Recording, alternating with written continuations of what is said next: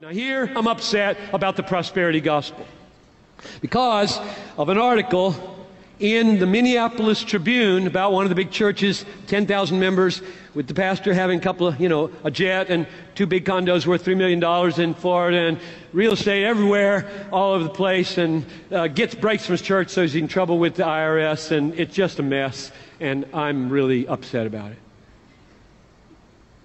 Because in the article, one of the leaders was quoted about being the salt, and I just hit the roof. I just went ballistic.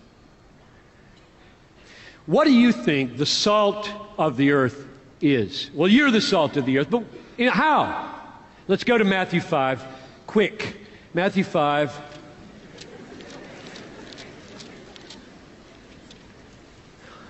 Now, I'm going to experiment with you here. This is my exegetical conviction, and you test it. I'm going to define for you the salt of the earth in terms of God is the gospel. Because I see that in this text in Matthew 5:11 to 16.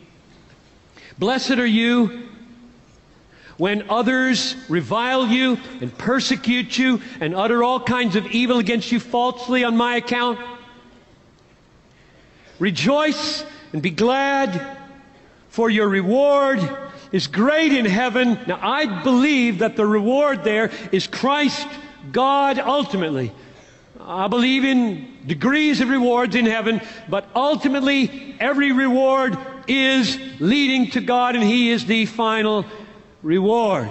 So, because we have an all-satisfying, glorious, final, high treasure called Jesus Christ or the Father in heaven, we can rejoice in the midst of persecution. Rejoice and be glad in that day, for great is your reward in heaven, for so they persecuted the prophets. You're the salt of the earth. Now, what do you think the salt is? If you just let it flow, let it flow. I'll tell you what it's not: wealth. And here's why. Prosperity gospel is no gospel because what it does is offer to people what they want as natural people. You don't have to be born again to want to be wealthy, and therefore you don't have to be converted to be saved by the prosperity gospel. When you appeal to people to come to Christ on the basis of what they already want, 1 Corinthians 2 makes no sense. The natural man does not receive the things of the Spirit. They are foolishness to him. Therefore, if you offer to people what they do not consider foolishness in the natural man, you're not preaching the gospel. And the prosperity gospel offers to people what they desperately want as fallen people, gives it to them, and grows huge churches. And we export it to Africa and the Philippines, flying in with our jets, bilking of their money, and going back to our condos worth $3 million.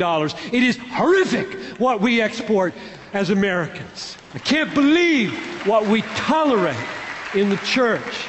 So I'm on a crusade to crucify the prosperity gospel. I hate the prosperity gospel because I love the glory of God.